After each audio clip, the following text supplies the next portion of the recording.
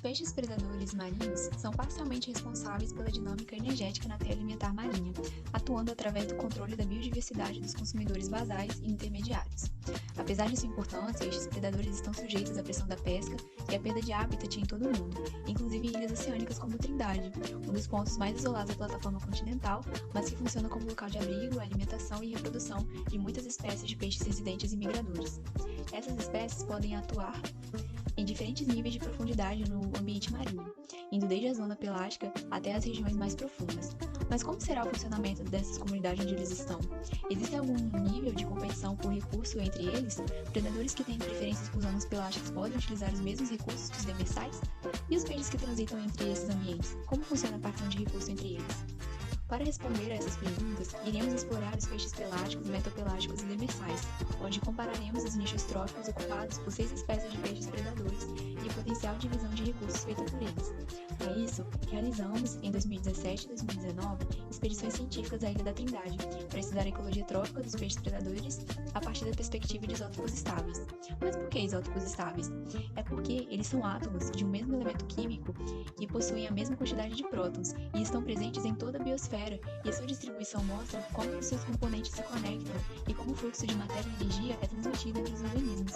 Assim, é possível, através das assinaturas isotópicas, compreender a longo prazo informações quanto ao tipo de recursos utilizados pelos organismos, como características ambientais e dietéticas. Para estudo de teias alimentares, os isótopos mais utilizados são de carbono, que indicam recursos consumidos na dieta e revelam a fonte do alimento, enquanto isótopos de nitrogênio indicam a posição trófica do organismo no ecossistema. Para adquirir essas informações, os predadores estudados foram agrupados de acordo com o seu habitat. Os pelágicos, atum e cavala, os bentopelágicos, xarel e barracuda, e os demersais, com 2 tipos de garoupas. Após a coleta, retiramos a amostra do tecido muscular dos peixes e processamos em laboratório, onde elas são dessecadas e analisadas em espectrômetro de massa. A partir disso, obtivemos as assinaturas isotópicas. Assim, foram modeladas para cada espécie a largura e sobreposição de nichos isotópicos através das assinaturas de carbono e de nitrogênio. As assinaturas são expressas em um gráfico e a partir delas geramos elipses que podem ser entendidas como nicho trófico de cada espécie, e a variação entre as assinaturas podem ser chamadas de empobrecidas quando mais baixas e enriquecidas quando mais altas. Os resultados da coleta de 2017 mostraram que as espécies pelágicas têm um nicho segregado, onde o atum tem assinaturas tanto de nitrogênio quanto de carbono mais empobrecida que a cavala. Isso reflete muito bem o tipo de vida de cada espécie, o que inclui diferentes padrões de migração entre os estratos e a alimentação da cavala concentrada em animais de níveis tróficos superiores.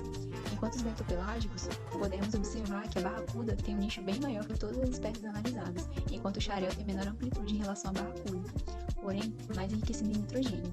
Isso pode estar associado ao amplo forrageio da barracuda, onde normalmente essas espécies não apresentam preferências alimentares, podendo explorar qualquer ambiente. Os demersais também mostraram que seus nichos são segregados. Isso pode ser explicado devido à ampla variedade de recursos que eles têm acesso, diminuindo a competição, e também pode ser devido às diferenças no tamanho corpóreo entre as garoupas. No caso dessas amostras, cefaloforas curvos foram todas as espécies de menor tamanho que Epinephallus adsensiones. Assim, espécies maiores podem predar presas maiores, não competindo com as espécies menores que eles. Olhando de forma geral, os 3 grupos, podemos ver que os pelágicos e os bentopelágicos estão sobrepostos, enquanto os demersais se mantêm segregados.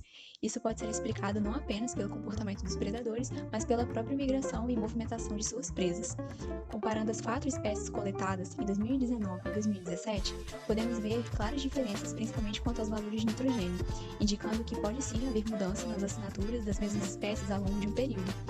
Essas diferenças podem ser explicadas pelo período em que cada coleta foi feita, pela disponibilidade das espécies de presa e até mesmo mudanças climáticas.